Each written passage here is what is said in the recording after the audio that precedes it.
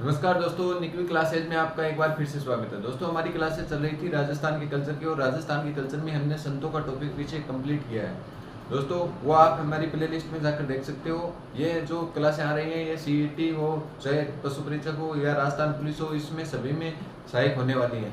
तो आज का एक हम और नया टॉपिक स्टार्ट करने जा रहे हैं। आज का हमारा टॉपिक होगा राजस्थान के प्रमुख लोक देवता।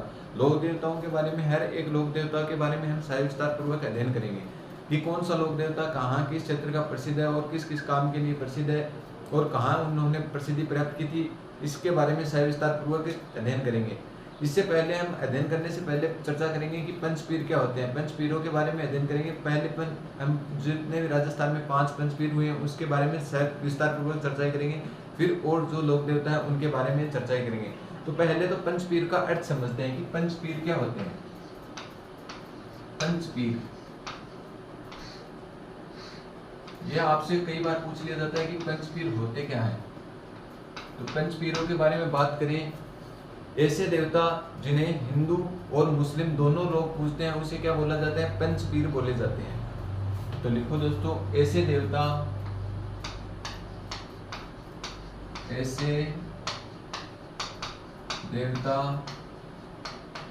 जिसे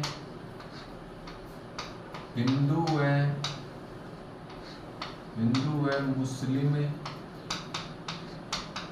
मुस्लिम दोनों लोग पूजते हैं।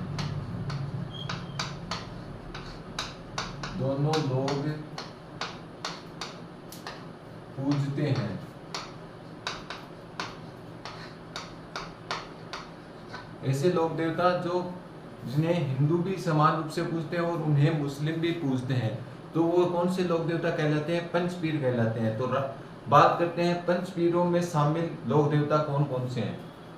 तो लिखो, राजस्थान में पंचपीरों में शामिल लोक देवता। पंचपीरों में शामिल लोक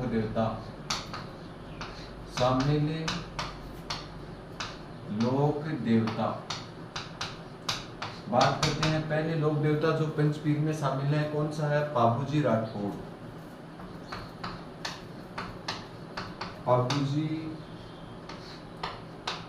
राठौड़। इसके बाद में बात करते हैं दूसरे लोक देवता कौन से, 5 पीर हुए हैं। तो दूसरे रामदेव जी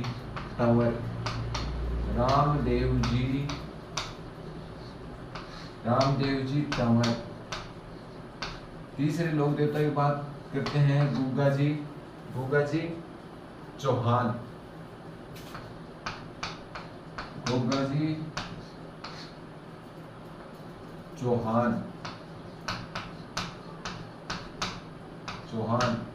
चौथे लोक देवता की बात करते हैं हड़बूजी सांकला।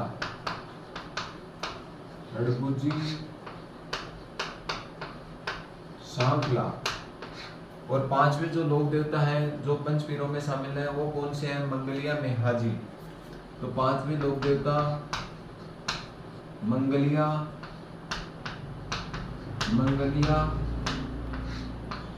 मेहाजी। ये 5 जो लोक देवता हैं ये किस में शामिल हैं, राजस्थान के पंचपीरों में शामिल है। इन्हें हिंदू और मुस्लिम दोनों लोग क्या करते हैं, पूजते हैं। इसमें से क्वेश्चन किस प्रकार से आया हुआ है वो भी देख लेना। निम्न में से क्वेश्चन इस प्रकार से आता है दोस्तों, निम्न में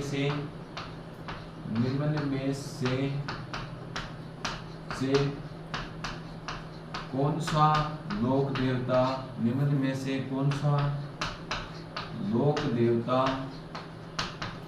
देवता पंचपीरों में शामिल नहीं है। पंचपीरों में शामिल नहीं है। और ये आप पीछे की सीईटी के जितने पेपर लगे हैं उन्हें उठाकर देख सकते हैं। उनमें 2-3 में ये क्वेश्चन आया हुआ है। और खासकर से आपको ऑप्शन में मिलेंगे कौन से, बाबूजी, रामदेव जी और गोगा जी। ये तो 3 तो ये ऑप्शन में मिलते हैं। और चौथा ऑप्शन में मिलता है तेजा जी। तेजा जी के बारे में ध्यान में रखना है, तेजा जी पंचपीर में शामिल नहीं है। पंचपीर में शामिल नहीं है। ये कई बार ऑप्शन में आता है और तेजाजी को ज्यादातर लोग क्या कराते हैं, पंचपीर में शामिल कराते हैं, और हालांकि वो क्वेश्चन क्या हो जाता है आपका गलत हो जाता है। तो तेजाजी क्या नहीं है, पंचपीर में शामिल नहीं है। पंचपीर में कौन कौन से लोक देवता शामिल है एक बार फिर से देख लेना। बाबूजी राठौड़, रामदेव जी तंवर, गोगा जी चौहान, हेड़पू जी सांखला और मंगलिया मेहा जी। ये 5 जो लोक देवता हैं ये किस में शामिल है, पंचपीरों में शामिल है। और बाकी बचे हुए जो लोक देवता हैं वो पंचपीरों में शामिल नहीं है। पीरों का मतलब क्या होता है, वे लोक देवता जिसमें हिंदू और मुस्लिम समान रूप से पूजते हैं उसे क्या बोला जाता है, पंचपीर बोला जाता है। ठीक है दोस्तों, तो एक बार आप इसका स्क्रीनशॉट लें। फिर हम एक बाबूजी राठौड़ के बारे में सविस्तार पूर्वक से अध्ययन करेंगे कि उनका जन्म कहाँ हुआ, उनके पिता का क्या नाम है, उनकी माता का क्या नाम है, उनके गुरु का क्या नाम है, और वो किस किस प्रकार से समाज में महत्वपूर्ण भूमिका निभाई थी, उनके बारे में हम चर्चाएं करेंगे। और वो किस रूप में पूजे जाते हैं, इसका अवतार माना जाता है। इससे सभी जो बातों की चर्चाएं हम आगे इस अगली स्लाइड में करने वाले हैं। उससे पहले एक बार आप इसका स्क्रीनशॉट लें। दोस्तों आगे बात करते हैं बाबूजी के। बाबूजी का जन्म कब हुआ, बात करते हैं जन्म। बाबूजी का जन्म कब हुआ, तो बाबूजी का जन्म यदि ईस्वी में पूछ लिया जाए तो 1239 ईस्वी में, 1239 ईस्वी में, या विक्रम संवत में आपको पूछ लिया जाए तो 1296 विक्रम संवत में क्या होता है, बाबूजी का क्या होता है, जन्म होता है। विक्रम संवत में क्या होता है, बाबूजी का जन्म होता है 1239 ईस्वी। यदि विक्रम संवत में पूछे तो 1296 विक्रम संवत में बाबूजी का क्या होता है, जन्म होता है। बात करते हैं इनकी जन्म स्थली कहाँ है। इसके बाद में हम बात किसकी करते हैं, जन्म स्थली। जन्म स्थली, बाबूजी की जन्म स्थली कहाँ पे है, तो कोल्लू मुंडू गांव। कोल्लू मुंडू गांव कहाँ पड़ता है, जोधपुर में पड़ता है। कोल्लू मंडे, और कोल्लू मंड कहाँ पड़ता है, कोष्टक में लिख लेना, जोधपुर में। जोधपुर में किसका जन्म होता है, बाबूजी का जन्म होता है। ठीक है दोस्तों, इसके बाद में बात करते हैं इसके पिता का क्या नाम है, तो पिता का नाम है धांधल जी राठौड़। पिता कौन है, बात करते हैं पिता, तो पिता कौन है, धांधल जी राठौड़। ये किसके पिता हैं, बाबूजी के क्या है, पिता है। इसके बाद में हम बात करते हैं माता का नाम क्या है। ये क्वेश्चन जो मैं दिखा रहा हूँ पूछा हुआ है कि माता का नाम क्या है और पत्नी का नाम क्या है, गुरु का नाम क्या है। ये सभी क्वेश्चन बाबूजी के बारे में पूछे हुए क्वेश्चन है। तो बात करते हैं इनकी माता का नाम क्या है, तो माता कमला दे। माता कौन है इनकी, माता कौन है, कमला दे। कमला दे। ये जो वर्तमान में 2023 की सीईटी लगी थी उनमें ट्रेंडिंग में रहने वाले क्वेश्चन है, और फर्स्ट ग्रेड सेकंड ग्रेड में भी ये क्वेश्चन बहुत बार पूछे गए थे। तो बाबूजी की माता का नाम क्या है, कमला दे। ये क्वेश्चन कई बार पूछे जाते हैं। पत्नी का नाम क्या है, सुप्यार दे, कमला दे। ये इस प्रकार से सेम से नाम हो जाते हैं, जिसके कारण क्या होता है, कंफ्यूजन होता है। इसकी पत्नी का क्या नाम है, बात करते हैं पत्नी का नाम। पत्नी का नाम क्या है, पत्नी का नाम के बारे में बात करें तो फूलम दे इनकी पत्नी है। फूलम दे, या कोष्टक में लिख लेना सुप्यार दे। तो लिखो फूलम दे, कोष्टक में लिख लेना सुप्यार दे। सुप्यार दे ये क्या है, इनकी पत्नी है। पत्नी का नाम फूलम दे या सुप्यार दे। ठीक है दोस्तों, बाबूजी की पत्नी का नाम है। ठीक है दोस्तों, फेरे कितने लिए थे इन्होंने, कई बार पूछा जाता है ये फेरे कितने लिए थे। फेरे कितने लिए बाबूजी ने, 3.5 फेरे लिए थे। 3.5 फेरे। ये पूरे फेरे भी अपने संपूर्ण नहीं करने गए थे, उससे पहले ये गायों की रक्षा करते हुए ये क्या हो जाते हैं, शहीद हो जाते हैं। ठीक है दोस्तों, बात करते हैं इसको किसका अवतार माना जाता है। उससे पहले बात करते हैं इसकी पत्नी जो थी फूलम दे, ये कहाँ के शासक के पुत्री थी, तो अमरकोट के सूरजमल सोटा की ये पुत्री थी। ये जो फूलम दे है ये अमरकोट के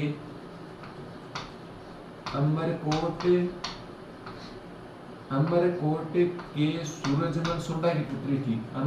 अमरकोट के सूरजमल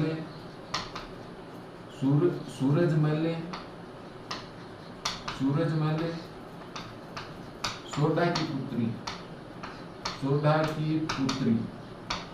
बात करते हैं बाबूजी को किसका अवतार माना जाता है, अवतार किसका माना जाता है, पूछ लिया जाए बाबूजी को किसका अवतार माना जाता है, तो लक्ष्मण का अवतार माना जाता है। किसका अवतार माना जाता है बाबूजी को, तो बाबूजी को लक्ष्मण का अवतार माना जाता है। ठीक है दोस्तों, आगे बात करते हैं कि इनके गुरु का नाम क्या था, तो गुरु का नाम क्या था, समृद्ध भारती इनके गुरु थे। कौन थे इनके गुरु, समृद्ध भारती। तो गुरु का नाम है, गुरु कौन थे इनके, गुरु पूछ लिए गए तो समृद्ध भारती। समृद्ध भारती क्या थे, इनके गुरु थे। किनके गुरु, बाबूजी के गुरु का नाम है समृद्ध भारती। ठीक है दोस्तों, आगे बात करते हैं इसकी घोड़ी का क्या नाम है, तो इसकी घोड़ी का नाम है केसर कालामी।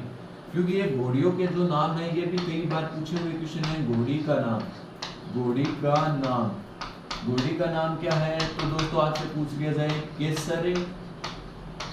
केसर कालमी, केसर कालमी। और पूछ लिया जाए ये क्यों शहीद हुए थे, तो ये किस प्रकार से देवनी चारनी की घोड़ी इन्होंने दी थी। किसने दी थी, केसर काला में जो घोड़ी है किसने दी थी, देवली चारनी ने बाबूजी को दी थी।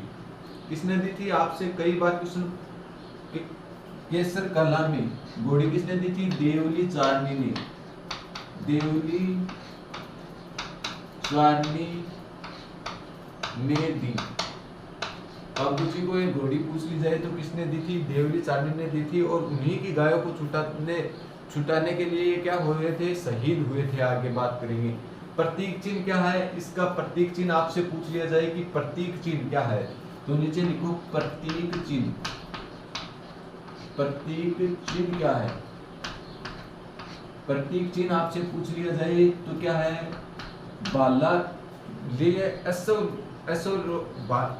बालाधारी अश्वरोही। तो लिखो दोस्तों बालाधारी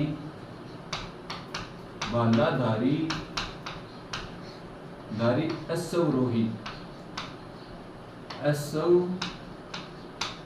बालाधारी अश्वरोही मतलब घोड़े पे बाला लिया हुए इनका क्या है, प्रतीक चिन्ह माना जाता है। किसका, बाबूजी का। आगे बात करते हैं बाबूजी को प्लेग रक्षक देवता, ऊंटों के देवता, गौ रक्षक देवता और मुसलमानों में इसे मेहर देवता के नाम से जाना जाता है। तो इनके उपनामों के बारे में आगे चर्चा करेंगे। उससे पहले इनके जो परिचय के बारे में है वो हमने चर्चा की। एक बार इसका फिर से रिवीजन करते हैं कि बाबूजी जन्म का कब हुआ, इनके पिता का नाम क्या है, माता का नाम क्या है, इसकी पत्नी का नाम क्या है, इसे किसका अवतार माना जाता है, इनके गुरु का नाम क्या है और इनकी घोड़ी का नाम क्या है और इसे किस रूप में पूजा जाता है। इसके बारे में हमने चर्चा की है। तो एक बार इसे फिर से देखते हैं। तो बाबूजी का जन्म कब होता है, 1239 ईस्वी में, 1239 से या विक्रम संवत में पूछ लिया जाए 1296 ईस्वी में हुआ, विक्रम संवत में हुआ था। बात करते हैं जन्म स्थली, बाबूजी की जन्म स्थली के बारे में बात करते हैं तो कोल्लूमंड गांव कहाँ पड़ता है, जोधपुर में पड़ता है। बात करते हैं कि ये जो बीच में ही साढ़े तीन फेरे लेकर ये बीच में से ही फेरों में से उठकर चले जाते हैं देवली चारने की गायों को छुटाने के लिए। ठीक है दोस्तों, बात करते हैं इसके पिता का क्या नाम है, इनके पिता का नाम है धांधल जी राठौड़। और बात करते हैं कि बाबूजी की माता का क्या नाम है, तो माता का नाम है कमला दे। इसके बाद में बात करते हैं इनकी पत्नी का नाम क्या है, तो बाबूजी की पत्नी का नाम है फुलंदे या सुप्यारदे। फुलंदे सुप्यारदे कहाँ की राजकुमारी थी, किसकी पुत्री थी, तो अमरकोट के सूरजमल सोडा की क्या थी, ये पुत्री थी। कई बार पूछा हुआ है बाबूजी राठौड़ की पत्नी कहाँ की किसकी पुत्री थी, तो सूरजमल सोडा की पुत्री थी। अमरकोट का ये क्या था, शासक था। इसकी पुत्री के साथ किनका विवाह हुआ था, बाबूजी का विवाह हुआ था। ये बात करते हैं बाबूजी को किसका अवतार माना जाता है, कई बार क्वेश्चन आया हुआ, बाबूजी को किसका अवतार माना जाता है, लक्ष्मण का अवतार माना जाता है 12वीं की सीईटी में। और शायद ये 3rd शिफ्ट में क्वेश्चन आया था, जो एक दिन में 2 शिफ्ट चलती है और दूसरे दिन वापस से शुरू होती है। 1st शिफ्ट में एक क्वेश्चन था, लक्ष्मण का अवतार माना जाता है। ठीक है, बात करते हैं इसके गुरु का नाम क्या था, तो ये गुरु का नाम भी बाबूजी के गुरु का नाम था समृद्ध भारती। ये कई बार क्वेश्चन पूछा हुआ है, इसके स्टार लगा लेना। ये दोनों ही क्वेश्चन अच्छे हैं, इन दोनों ही क्वेश्चनों के स्टार लगा लेना। और क्वेश्चन तो ये भी अच्छा है जो कई बार पूछे हुए क्वेश्चन है। ये चारों क्वेश्चन अच्छे हैं और ये स्थान का क्वेश्चन भी अच्छा है, ये भी कई बार क्वेश्चन पूछा हुआ है, इनके भी स्टार लगा लेना। तो ये जो स्टार लगवा रहा हूँ ये क्वेश्चन अच्छे हैं। बात करते हैं इनकी घोड़ी का क्या नाम है। इनकी घोड़ी का नाम क्या है, केसर कालामी इसकी घोड़ी का नाम है। और ये किन्होंने दी थी केसर कालामी जो घोड़ी है, ये देवली चारनी ने इन्हें प्रदान की थी। ठीक है दोस्तों, बात करते हैं इसका प्रतीक चिन्ह क्या है, बालाधारी अश्वरोही क्या माना जाता है, इनका प्रतीक चिन्ह माना जाता है। ठीक है, तो दोस्तों उम्मीद करता हूँ आपको अच्छे से समझ में आ रहा है। समझ में आ रहा है तो आप चैनल पर नए हो तो ज़्यादा से ज़्यादा मित्रों को भी शेयर कीजिए और आप भी इस चैनल को सब्सक्राइब कर लें। ठीक है, तो दोस्तों एक बार आप इसका स्क्रीनशॉट लें, फिर हम जो बचे हुए टॉपिक है उसके बारे में आगे और चर्चा करते हैं कि बाबूजी के किन किन उपनामों से जाना जाता है, उनके बारे में चर्चा करेंगे। फिर उनके बारे में, उनके सहयोगी कौन थे उनके बारे में चर्चा करेंगे, और किसके साथ युद्ध किया था, कब युद्ध किया था, इनके बारे में भी हम चर्चा करेंगे। उससे पहले एक बार आप इसका स्क्रीनशॉट लें। दोस्तों आगे बात करते हैं बाबूजी के क्या उपनामों के बारे में बात करते हैं। क्या उपनाम, उपनाम में देखो दोस्तों, पहला उपनाम क्या है, प्लेग रक्षक देवता। प्लेग रक्षक देवता, पहला बाबूजी का उपनाम क्या हो गया, प्लेग रक्षक देवता के नाम से जाना जाता है। ठीक है दोस्तों, इसके बाद में बात करते हैं दूसरा उपनाम क्या है, ऊंटों के देवता।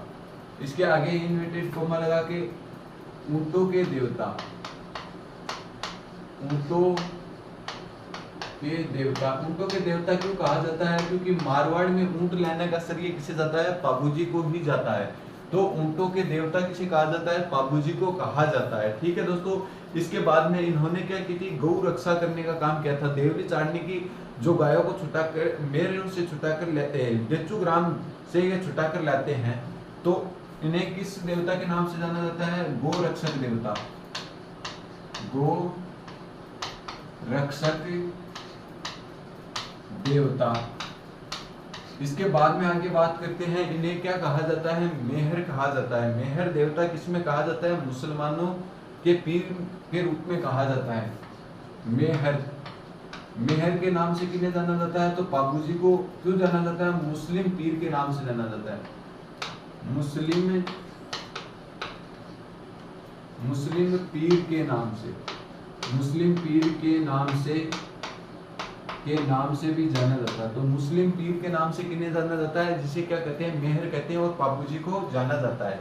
ये थे बाबूजी के उपनाम। इसके बाद में बात करते हैं बाबूजी के जो सहयोगी कौन थे, तो इनके सहयोगी कई बार पूछे जाते हैं। इनके सहयोगी जो क्या करते हैं, गायों को छुटाने का काम करते हैं, ये सहयोगी कौन है, तो ये सहयोगियों में 3 नाम आते हैं, चांद, डेमा और हरमल। चांद, डेमा और हरमल। कौन, चांद, डेमा और हरमल।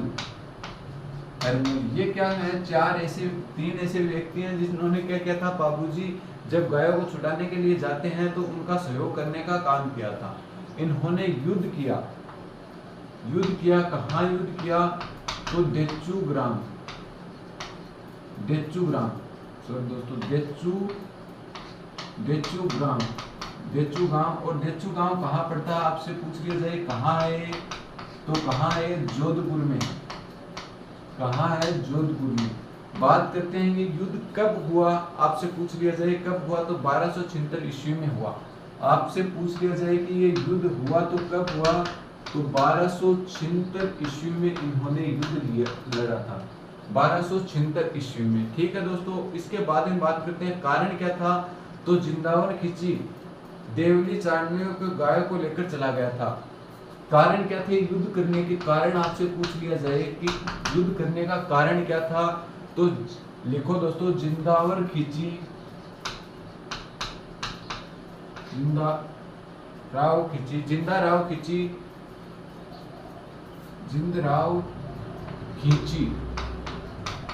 जिंदराव खिंची ने क्या किया था, जो इन्होंने घोड़ी की किसने दी थी, देवली चारनी ने क्या दी थी, घोड़ी दी थी, उनकी गायों को लेकर चला गया। तो जिंदावर खिंची देवली चारनी की गायों को लेकर चला गया। जिंदावर खिंची देवली चारनी की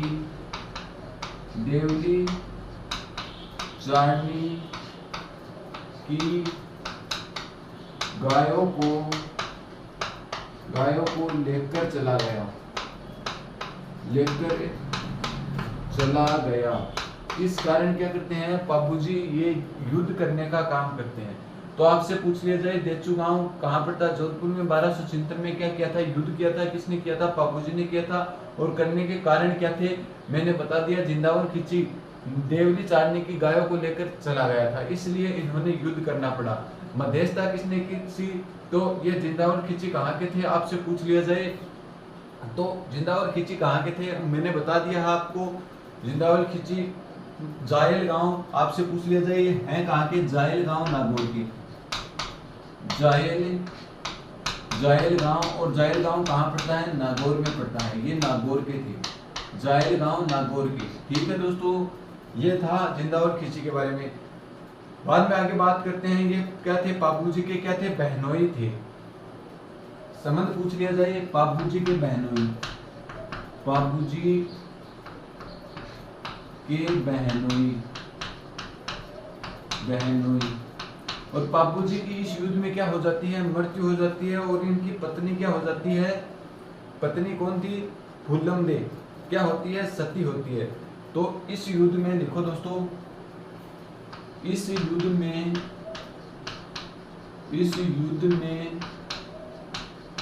पापूजी की मृत्यु के बाद,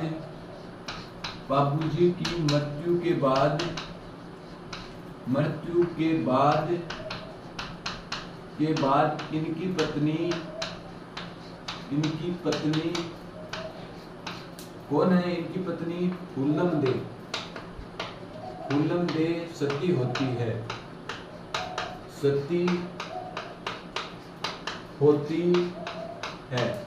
तो अभी हमने इस युद्ध के बारे में पढ़ा है। इसके बाद में हम बात करेंगे पापूजी राठौड़ के बारे में, इसके प्रमुख अनुयायी कौन है, इसका प्रमुख, इसके कौन कौन सी फड़ बांधी जाती है, इसका मंदिर कहाँ है, और इनके बारे में बात करेंगे कि पापूजी की फड़ के बारे में संपूर्ण सविस्तार पूर्वक अध्ययन करेंगे। और इसके जो मंदिरों पर है कौन कौन से नृत्य किए जाते हैं उनके बारे में हम अगली कक्षाओं में अध्ययन करने वाले हैं। आज की कक्षा में हम इतना ही अध्ययन करेंगे। एक बार फिर से इसका रिवीजन कर लेते हैं। जो क्वेश्चन आए हुए मैं आपको बताता हूँ, ये उपनाम है, ये आप रट लेना, स्टार लगा लेना, इससे क्वेश्चन बार बार पूछा जाता है। तो बात करते हैं, पापूजी को प्लेग रक्षक देवता, ऊंटों के देवता, गौ रक्षक देवता, मेहर, मुसलमानों में इसे किस नाम से जाना जाता है, तो मेहर के नाम से जाना जाता है। मुस्लिम पीर के नाम से इन्हें जाना जाता है, किसे, पापूजी को जाना जाता है। बाद में बात करते हैं सहयोगी कौन थे, चांद, डेमा और हरमल, ये क्या थे, सहयोगी थे। और ये पापूजी ने देवली चारने की गायों को छुटाने के लिए कौन सा युद्ध करते हैं, कौन से गांव में युद्ध करते हैं, तो देचू ग्राम में क्या करते हैं, युद्ध करते हैं। देचू गांव कहाँ पड़ता है, जोधपुर में पड़ता है, और जोधपुर में पड़ता है। तो कब इन्होंने युद्ध किया था, 1276 ईस्वी में युद्ध किया था। बात करते हैं क्यों युद्ध किया था, जिंदावर खिंची, इनका एक बहनोई था जिंदावर खिंची, वो क्या कर लेता है, देवली चारने की गायों को अपने साथ लेकर चला जाता है, और उन्हें ही छुटाने के लिए क्या करता है, पापूजी इनके साथ युद्ध करता है। और इस युद्ध में क्या हो जाता है कि जो जिंदावर खिंची है कहाँ के थे, जायल गांव की एक जागीर थी उनके। जायल गांव कहाँ पड़ता है, नागौर में पड़ता है। जायल में भी एक सभ्यता भी स्थित है, वो आप हमें कमेंट करके बताना कि जायल में कौन सी सभ्यता स्थित है। ठीक है दोस्तों, तो जिंदावर खिंची जायल गांव नागौर के थे। वे क्या करते हैं, देवली चारने की गायों को अपने साथ लेकर चले जाते हैं, और उन्हें ही छुटाने के लिए कौन जाता है, पापूजी अपने जो 20 फेरों में से उठकर 3.5 फेरे ही होते हैं, पापूजी को सूचना लगती है, पापूजी 20 फेरों में से उठकर इस देवली चारने की गायों को छुटाने के लिए जाता है। क्योंकि इस पर भी एक फर्ज बना हुआ था, देवली चारने ने क्या करवाई थी, केसर कालामी घोड़ी किसे दी थी, पापूजी को दी थी। इसीलिए उन्होंने गायों को छुटाने के लिए जाते हैं और जिंदावर खिंची के साथ युद्ध करते हैं, और युद्ध में क्या हो जाते हैं वो वीर गति को प्राप्त हो जाते हैं। वीर गति को प्राप्त होने के बाद इनकी पत्नी कौन है, फुल्लमदे या सुफ्यारदे क्या होती हैं, सती होती हैं उनके साथ। तो ये थे पापूजी के बारे में कुछ तथ्य। और जो बचे हुए तथ्य जैसे मंदिर हो गए, पापूजी के मंदिर हैं, पापूजी राठौड़ के बारे में कौन कौन इनके अनुयायी होते हैं, या पापूजी की फड़ है, या उसके बारे में और जो प्रमुख कौन कौन से नृत्य किए जाते हैं, उनका एक और हम कक्षा में सविस्तार पूर्वक अध्ययन करेंगे।